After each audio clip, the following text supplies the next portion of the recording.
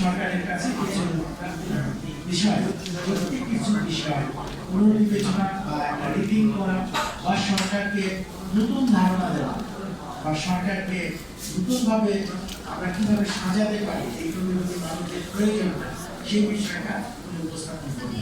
আশা করলাম মিষ্টি শেয়ার করব। আসসালামু আলাইকুম, সবাইকে আবারও ধন্যবাদ এবং কৃতজ্ঞতা জানাচ্ছি এত মনোযোগ দিয়ে আলবার্টদার কথাগুলো শোনার জন্য। আলবার্টদা, আপনাকে অসংখ্য ধন্যবাদ এবং কৃতজ্ঞতা যে আপনি খুব সুন্দরভাবে বিশ্লেষণ করেছেন যে আমরা বাজেট যেটি পেয়েছি সেখানে আমাদের অবস্থান আসলে কি।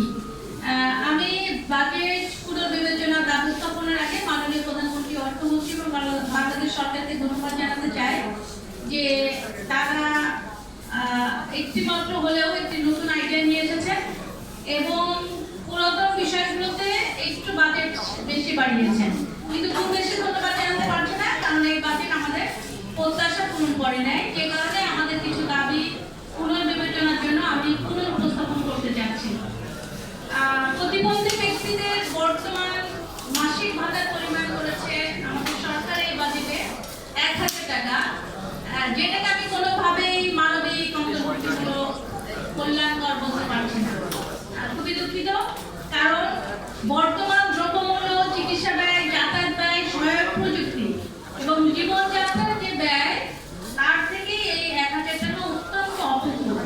তাই প্রতিবন্ধিতার মাত্রা অনুযায়ী দুটি শ্রেণীতে বিভক্ত করে প্রতিবন্ধী ব্যক্তিদের জন্য মাসিক ভাতা কমপক্ষে 5000 টাকা, যারা গুরুতর প্রতিবন্ধী, দাদা যেমনটি বলছিলেন অনেক প্রতিবন্ধী মানুষ আছেন যারা বিছানা ছেড়ে উঠতেই পারেন না, এই ধরনের প্রতিবন্ধী মানুষের জন্য 5000 টাকা এবং মাঝারি মাত্রার প্রতিবন্ধী মানুষ যারা আছেন, ব্যক্তি যারা আছেন, তাদের জন্য 2000 টাকা নির্ধারণ করা। অতি গুরুতর মাত্রার প্রতিবন্ধী ব্যক্তির জন্য সার্বক্ষণিক কেয়ার গিভারের প্রয়োজন হয়। যিনি কেয়ার গিভারের দায়িত্ব পালন করেন তিনি চাকরি বা আয় বৃদ্ধিমূলক কোনো কাজের সাথে যুক্ত হতে পারেন না। পরিবারটি অর্থনৈতিক সমস্যার সম্মুখীন হন।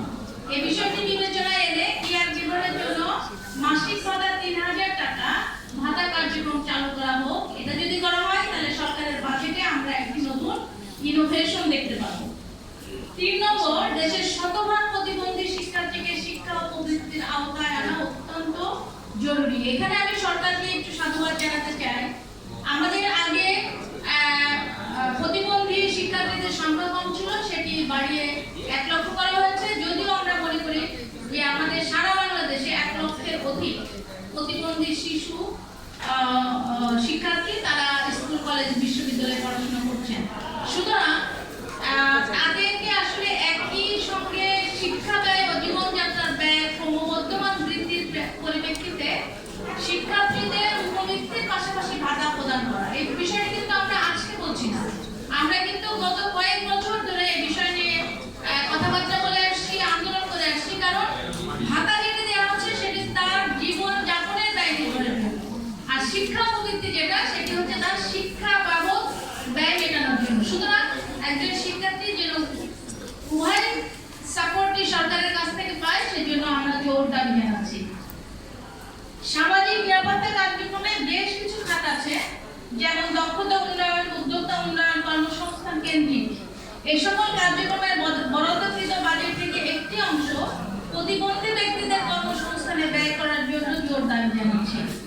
নারীদের দক্ষতা উন্নয়ন, নারী উদ্যোক্তা উন্নয়ন, নারীর ক্ষমতায়নের সামাজিক নিরাপত্তা কার্যক্রমে যে কর্মসূচি রয়েছে তার প্রত্যেকটিতেও উপকারভোগী নির্বাচনের সময় প্রতিবন্ধী নারীদের অন্তর্ভুক্ত করার নির্দেশনা প্রদানের দাবি জানাচ্ছি।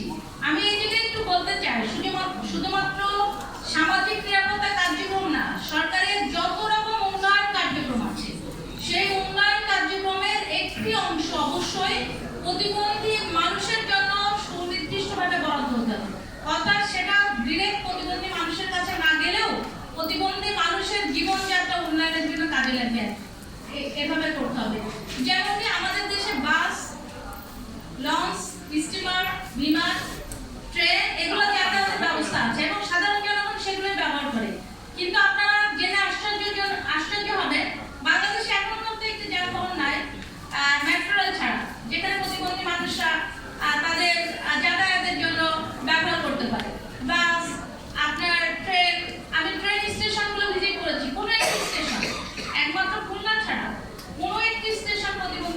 হয় নাই।